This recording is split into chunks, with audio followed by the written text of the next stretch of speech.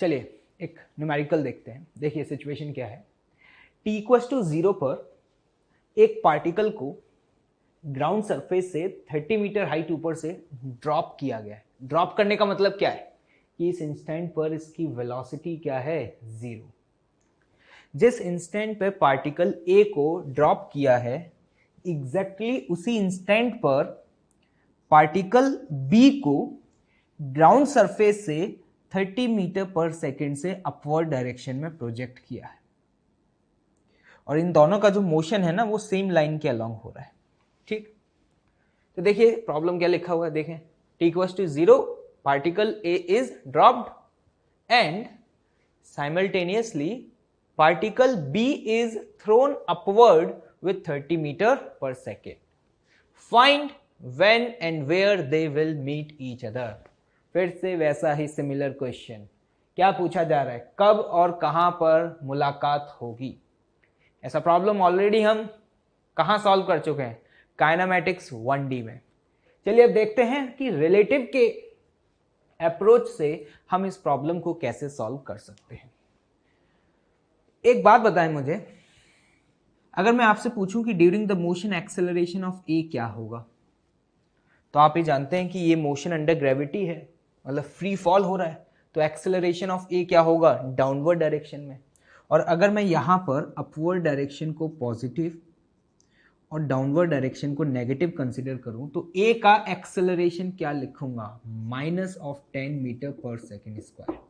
Minus क्यों लिखा समझ आ रहा है, क्योंकि एक्सेलरेशन ए का हमेशा कहाँ होगा, डाउनवर्ड डायरेक्शन में। सिमिलरली बी को मैंने ऊपर फेंका है, लेकिन बी का एक्सेलरेशन भी तो डाउनवर्ड डायरेक्शन में ही होगा ना, क्योंकि ग्रेविटी का फोर्स तो हमेशा ही नीचे लगेगा। तो बी का एक्सेलरेशन भी डाउनवर्ड डायरेक्शन में क्या होगा, -10 मीटर पर सेकेंड स्क्वायर। ये समझ में आया, मतलब ए और बी दोनों का एक्सेलरेशन ड्यूरिंग द मोशन क्या है, सेम है। अगर हमें यहाँ पे मोशन एनालिसिस करनी है तो हम किसी भी एक बॉडी के फ्रेम में जाते हैं। तो चलिए ए के फ्रेम में मोशन एनालिसिस करते हैं। किसके फ्रेम में, इन फ्रेम ऑफ ए। अगर ए के फ्रेम में आप बी के मोशन को ऑब्जर्व करें तो एक बात बताएं, initial velocity of B in frame of A क्या होगी। बी की वेलोसिटी 30 है, ए को ड्रॉप किया है तो उसकी वेलोसिटी 0 है। तो बी के वेलोसिटी ए के फ्रेम में 30 मीटर पर सेकेंड ही आएगी। क्या बोला मैंने, जरा देखें ध्यान से। बी की वेलोसिटी ए के फ्रेम में क्या लिखेंगे, velocity of B minus velocity of ए।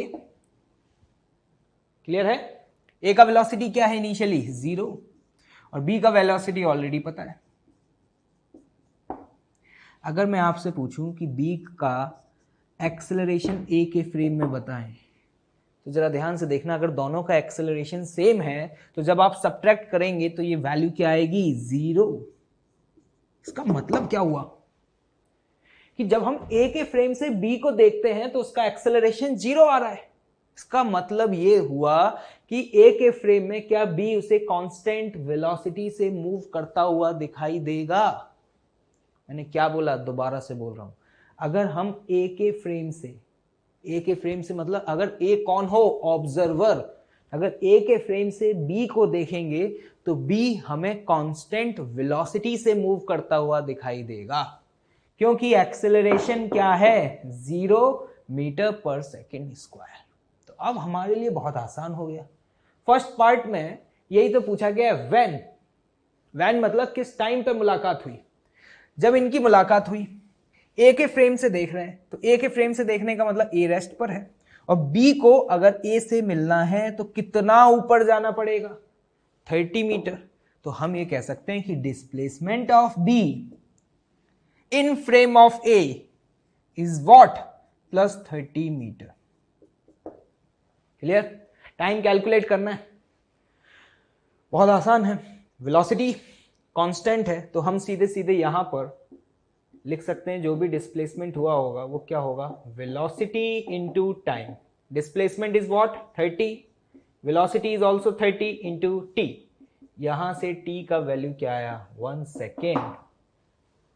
मतलब टी इक्वल्स टू 1 सेकेंड पर ए और बी की मुलाकात होगी। क्लियर? दूसरा पार्ट क्या है? वेयर।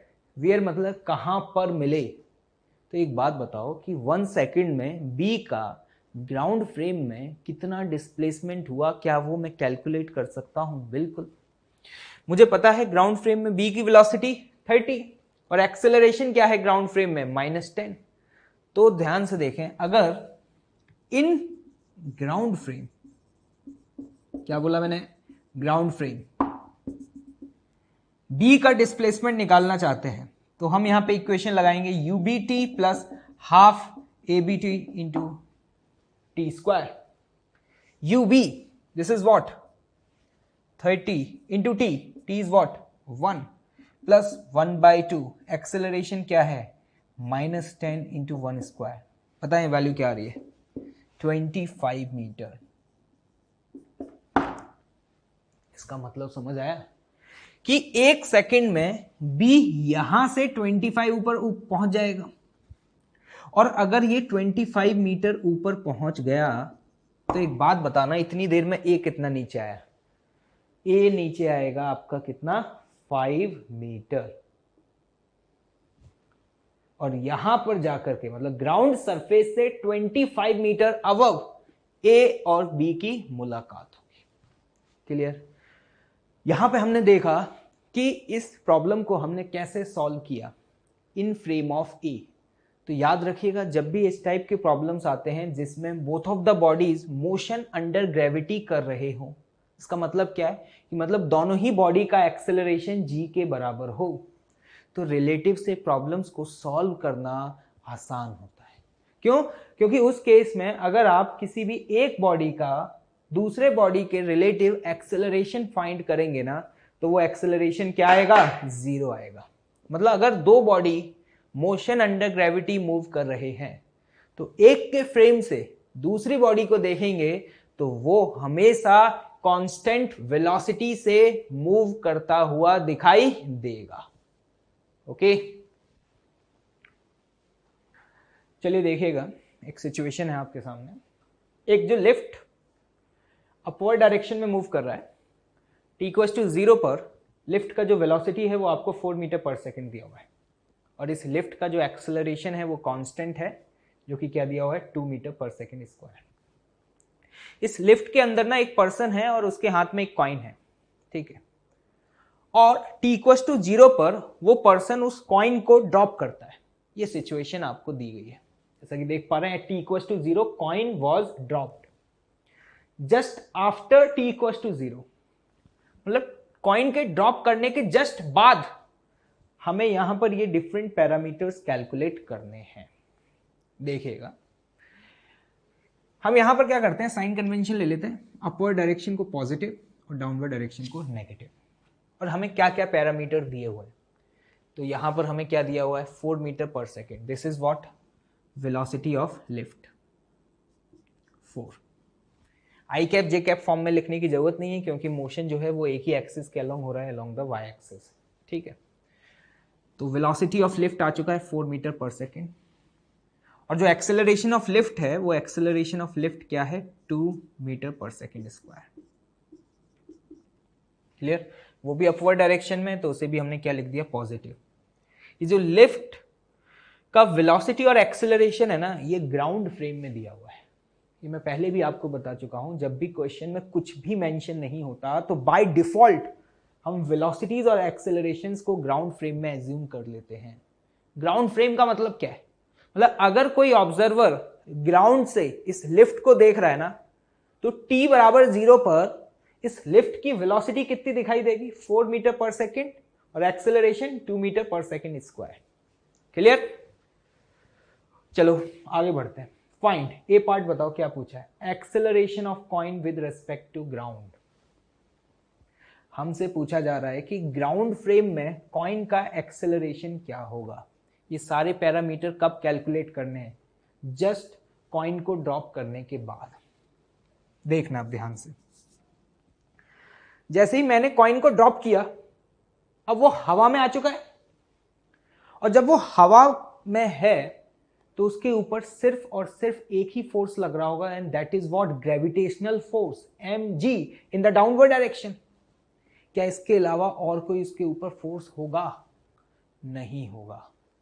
तो इसका मतलब हम ये कह सकते हैं कि कॉइन को ड्रॉप करने के बाद उसका जो एक्सेलरेशन होगा वो होगा g in the downward direction, और यहां डाउनवर्ड डायरेक्शन को आपने क्या लिया, नेगेटिव, तो मैं कह सकता हूं -10 मीटर पर सेकेंड स्क्वायर। ये इंपॉर्टेंट है। मतलब अगर कोई ऑब्जर्वर ग्राउंड से उस कॉइन को देखेगा तो उसे उसका एक्सेलरेशन कितना दिखाई देगा, 10। मतलब उसके एक्सेलरेशन पर इस बात का कोई फर्क नहीं पड़ेगा कि वो कॉइन लिफ्ट के अंदर है या लिफ्ट के बाहर है, क्योंकि जैसे ही कॉइन हवा में आया तो अब तो सिर्फ और सिर्फ उसके ऊपर एक ही फोर्स लग रहा है, that is what, mg। Clear? चलो, यही तो ये पार्ट पूछा है, acceleration of coin with respect to ground. B part क्या है, acceleration of coin with respect to lift. मतलब लिफ्ट के फ्रेम में कॉइन का एक्सेलरेशन क्या होगा। ध्यान से देखना, हमसे पूछा क्या जा रहा है, acceleration of coin in frame of lift, ये पूछा है। एक बात बताओ, इस एक्सप्रेशन को आप कैसे लिख सकते हो, acceleration of coin minus acceleration of lift. क्या ये आपको पता है? क्या ये भी पता है? तो बस वैल्यूज क्या कर दो, पुट कर दो। तो ध्यान से देखना, हम यहां पे लिख सकते हैं -10 -2, तो ये वैल्यू आती है हमारे पास क्या, -12 मीटर पर सेकेंड स्क्वायर। मतलब लिफ्ट के फ्रेम से इसका एक्सेलरेशन कितना दिखाई देगा, 12 मीटर पर second square in the downward direction. और लिफ्ट के अंदर है कौन, ये पर्सन। मतलब जब ये पर्सन उस कॉइन को देखेगा तो उसे इसका एक्सेलरेशन कितना दिखाई दे रहा होगा, 12 मीटर पर सेकेंड स्क्वायर। क्लियर? चलिए बी पार्ट। अब आते हैं यहां पे सी पार्ट पर। पढ़िए, सी में क्या पूछा है, velocity of coin with respect to ground. मतलब जैसे ही हमने कॉइन को ड्रॉप किया तो ये पूछा जा रहा है कि ग्राउंड फ्रेम में इसकी वेलोसिटी क्या होगी। तो जरा ध्यान से सुनिएगा, आपने जैसे ही इसे ड्रॉप किया तो ड्रॉप करने का मतलब क्या है, इस पर्सन के रेस्पेक्ट में इस कॉइन की वेलोसिटी क्या है, 0। जैसे कि यहां पर जैसे ही हम ड्रॉप करेंगे तो इसका मतलब उस पर्सन ने इसको कोई इनिशियल वेलोसिटी नहीं दी। तो मैं यहां पर यह बात बोल सकता हूं कि जो वेलोसिटी ऑफ कॉइन है वो उस पर्सन के रेस्पेक्ट में क्या होगी, 0 होगी। और पर्सन लिफ्ट के अंदर है तो जो लिफ्ट के पैरामीटर है वही पर्सन के पैरामीटर है। तो इसी बात को मैं क्या लिख सकता हूं, velocity of coin in frame of person जो है ना, उसी को बोल सकता हूं velocity of coin in frame of lift क्या होगा, 0। इस बात को समझिएगा, जब भी हम किसी भी चीज को ड्रॉप करते हैं ना तो उसका मतलब ये होता है कि हमने जिसके फ्रेम से ड्रॉप किया है उसके रेस्पेक्ट में उसकी वेलोसिटी क्या होगी, 0 होगी। जैसे यहां पे जैसे ये पर्सन ड्रॉप करेगा उसका मतलब हुआ पर्सन के रेस्पेक्ट में उसकी इनिशियल वेलोसिटी 0 है, और पर्सन खुद उस लिफ्ट के अंदर है। तो मैं अगर इसको velocity of coin with respect to person लिखूं या velocity of coin with respect to lift लिखूं, कोई फर्क नहीं पड़ता। तो यहां से मेरे पास ये पैरामीटर आ गया। डी पार्ट में यही पूछा था, velocity of coin with respect to lift. तो मैं ये कह सकता हूं मेरे पास डी पार्ट तो आ चुका है, सी नहीं, पहले हमारे पास डी पार्ट आ गया। अब एक बात बताओ, ये पैरामीटर होगा क्या, velocity of coin in frame of lift is what, velocity of coin minus velocity of lift, और ये 0 है। तो ये 0 होने का मतलब क्या हुआ, velocity of coin is equal to velocity of lift, और वेलोसिटी ऑफ लिफ्ट आपको क्या दिया हुआ है, 4 मीटर पर सेकेंड।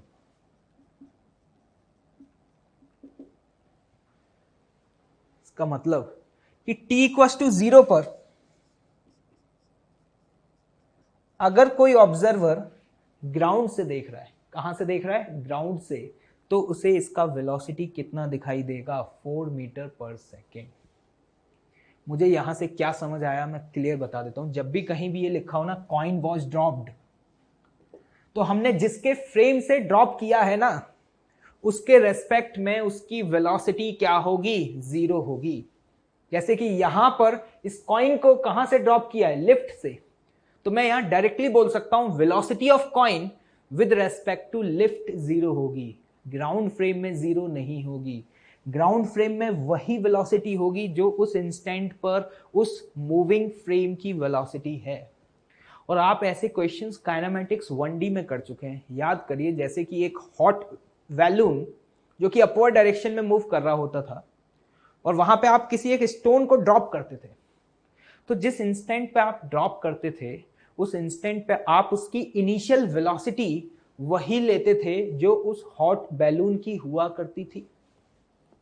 वही तो यहां पर है, जिस इंस्टेंट पे हमने ड्रॉप किया उस इंस्टेंट पे उस कॉइन की वेलोसिटी वही है जो उस समय उस लिफ्ट की वेलोसिटी है, क्योंकि लिफ्ट भी अभी अपवर्ड डायरेक्शन में 4 मीटर पर सेकेंड से मूव कर रहा है।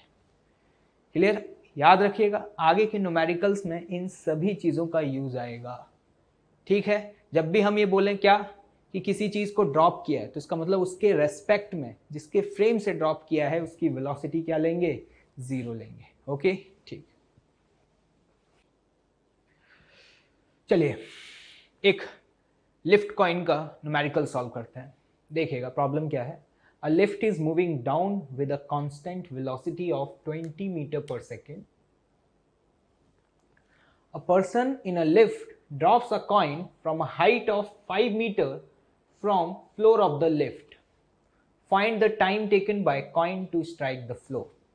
सिचुएशन क्या है पहले वो समझते हैं। देखिएगा, एक जो लिफ्ट है वो लिफ्ट कांस्टेंट वेलोसिटी से मूव कर रहा है in the downward direction 20 meter पर सेकेंड।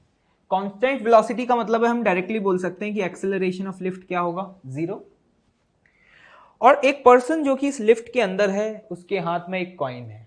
ठीक है, उस पर्सन ने उस कॉइन को ड्रॉप किया और ये यहां पे मेंशन है कि जो कॉइन है ना वो कितनी हाइट पर है? 5 मीटर। तो कॉइन को ड्रॉप करता है और अब आपसे पूछा जा रहा है कि कितने टाइम के बाद वो कॉइन इस लिफ्ट के सरफेस से स्ट्राइक करेगा। देखो ध्यान से, जब भी इस टाइप के प्रॉब्लम्स आए और आपसे टाइम वगैरह की कैलकुलेशन पूछी जाए ना, तो हम इन प्रॉब्लम्स को ग्राउंड फ्रेम से ना सॉल्व करके लिफ्ट के फ्रेम से सॉल्व करना प्रेफर करते हैं। अब आप कहेंगे कि क्यों, क्या ग्राउंड फ्रेम से नहीं कर सकते? कर सकते हैं, लेकिन लिफ्ट के फ्रेम से मोशन को ऑब्जर्व करना आसान होगा। मैं अगर ये बोल रहा हूं लिफ्ट के फ्रेम से, इसका मतलब क्या है? जो लिफ्ट है वो मेरे लिए ऑब्जर्वर है। तो अगर मैं इस प्रॉब्लम को लिफ्ट के फ्रेम में सॉल्व करूंगा तो हम ये एज्यूम कर सकते हैं कि जो लिफ्ट है वो क्या आ गई? रेस्ट पर आ गई। और हम ये देख चुके हैं कि जो टाइम की कैलकुलेशन है वो हम चाहे ग्राउंड फ्रेम में करें या फिर किसी और के फ्रेम में करें, टाइम तो फ्रेम से क्या आता है? इंडिपेंडेंट आता है। मतलब टाइम फ्रेम पर डिपेंड नहीं करता। तो जब भी हमें टाइम पूछा जाएगा ना इस टाइप के प्रॉब्लम्स में, लिफ्ट और कॉइन के प्रॉब्लम्स में, तो हम हमेशा लिफ्ट के फ्रेम में कैलकुलेट करना प्रेफर करेंगे। इसको याद रखिएगा। ठीक है, इसका बेनिफिट हमें क्या मिलेगा?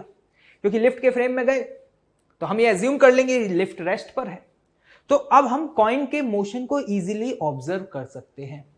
वहीं अगर इसी प्रॉब्लम को आप ग्राउंड फ्रेम से सॉल्व करते तो आप ये सोचो, जब आपने कॉइन को ड्रॉप किया तो कॉइन भी मूव कर रहा है और वो लिफ्ट है वो भी मूव कर रहा है। तो जब दोनों ही मूव कर रहे हैं तो ग्राउंड फ्रेम में मोशन को ऑब्जर्व करना रिलेटिवली थोड़ा हमारे लिए टफ हो जाता है। तो चलिए इस प्रॉब्लम को हम सॉल्व करते हैं इन फ्रेम ऑफ लिफ्ट। देखिएगा, लिफ्ट के फ्रेम में गए, इसका मतलब लिफ्ट को हम एज्यूम कर सकते हैं क्या है वो? रेस्ट पर। क्लियर? यहां पर अपवर्ड डायरेक्शन को पॉजिटिव और डाउनवर्ड डायरेक्शन को नेगेटिव कंसिडर कर लेते हैं। अब देखते हैं कि हमें क्या क्या पैरामीटर्स दिए हुए हैं। एक बात बताओ मुझे, यहां पे एक लाइन लिखा हुआ है, a person in lift drops a coin. जो पर्सन लिफ्ट के अंदर है उसने कॉइन को ड्रॉप किया है। अभी हम जिक्र कर चुके हैं इस बात का। ड्रॉप करने का मतलब क्या हुआ? क्या हम ये कह सकते हैं initial velocity of coin in frame of lift क्या होगा? जीरो।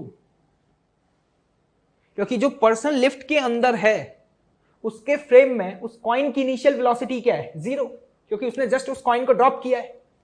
और पर्सन और लिफ्ट दोनों एक साथ मूव कर रहे हैं, तो चाहे मैं इसको velocity of coin in frame of person लिखूं, चाहे मैं इसे velocity of coin in frame of lift लिखूं, कोई फर्क नहीं पड़ता। ठीक, अब बात करते हैं एक्सेलरेशन की। तो हमें एक्सेलरेशन भी कॉइन का किसके फ्रेम में निकालना होगा? लिफ्ट के फ्रेम में। मतलब we have to find acceleration of coin in frame of lift. इस एक्सप्रेशन को हम कैसे लिखेंगे? Acceleration of coin minus acceleration of lift. लेकिन लिफ्ट कांस्टेंट वेलोसिटी से मूव कर रहा है, ऐसा क्वेश्चन में मेंशन है, तो लिफ्ट का एक्सेलरेशन क्या है? 0। तो लिफ्ट के फ्रेम में कॉइन का एक्सेलरेशन वही आएगा जो उस कॉइन का एक्सेलरेशन ग्राउंड फ्रेम में है। एक बात बताओ तुम मुझे, तुमने जैसे ही कॉइन को ड्रॉप किया, उस कॉइन पर कौन सा फोर्स लग रहा है? सिर्फ एक ही फोर्स, mg फोर्स। और उस mg फोर्स की वजह से एक्सेलरेशन क्या होगा? g in the downward direction. तो हम डायरेक्टली ये बोल सकते हैं ये वैल्यू क्या होगी? -10 मीटर पर सेकेंड स्क्वायर। और अभी हमने देखा भी था, जब हम कॉइन को ड्रॉप करते हैं तो ग्राउंड फ्रेम में उसका एक्सेलरेशन हमेशा क्या रहेगा? g in the downward direction. क्योंकि जब तक वो कॉइन हवा में है उस पर एक ही फोर्स लग रहा है, and that force is what? Gravitational force. ये आ चुका है, ये भी आ चुका है। लिफ्ट के फ्रेम में है, मतलब हमने ये एज्यूम किया लिफ्ट रेस्ट पर है। तो एक बात बताओ कि लिफ्ट के फ्रेम में इस कॉइन को इस सरफेस से स्ट्राइक करने के लिए कितना नीचे आना पड़ेगा? 5 मीटर। तो हम यहां पर कह सकते हैं displacement of coin in frame of lift is what? 5 meter in the downward direction. और अगर डाउनवर्ड डायरेक्शन है तो इसे पॉजिटिव लूंगा या नेगेटिव? नेगेटिव, मतलब this will be what? -5 meter. मैंने यहां पर इनिशियल वेलोसिटी, एक्सेलरेशन और डिस्प्लेसमेंट कॉइन का लिफ्ट के फ्रेम में कैलकुलेट कर लिया है। फर्स्ट पार्ट में क्या पूछा था? Time.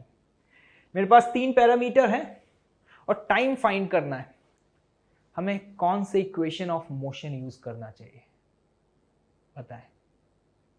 Second equation of motion, क्योंकि हमारे पास डिस्प्लेसमेंट, एक्सेलरेशन और इनिशियल वेलोसिटी है।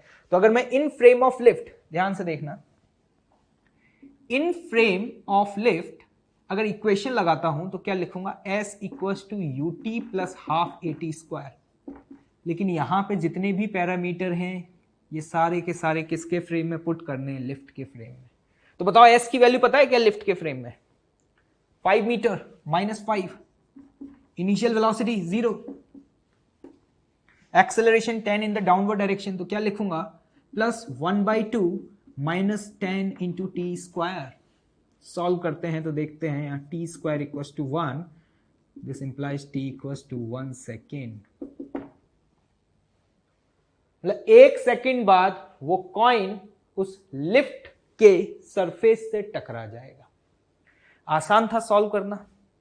ये क्वेश्चन को कैसे सॉल्व किया? ग्राउंड फ्रेम में, लिफ्ट के फ्रेम में? लिफ्ट के फ्रेम में, क्योंकि हम ये जानते हैं कि जो टी है, टाइम, वो फ्रेम से क्या होता है? इंडिपेंडेंट होता है। तो आप देख पा रहे हैं कि लिफ्ट के फ्रेम में चीजों को ऑब्जर्व करना आपके लिए कितना आसान है। ये एक लिफ्ट जो रेस्ट पर है, कॉइन को ड्रॉप किया, 5 मीटर नीचे आना है, कितना टाइम लगा। इसलिए मैंने आपको बोला था कि टाइम कैलकुलेट हमेशा किसके फ्रेम में करें? लिफ्ट के फ्रेम। चलिए बी पार्ट पूछा है, distance travelled by coin in the ground frame. अब हमसे पूछा जा रहा है कि ग्राउंड फ्रेम में ये कॉइन कितना डिस्टेंस ट्रेवल करेगा, ये कैसे कैलकुलेट करें?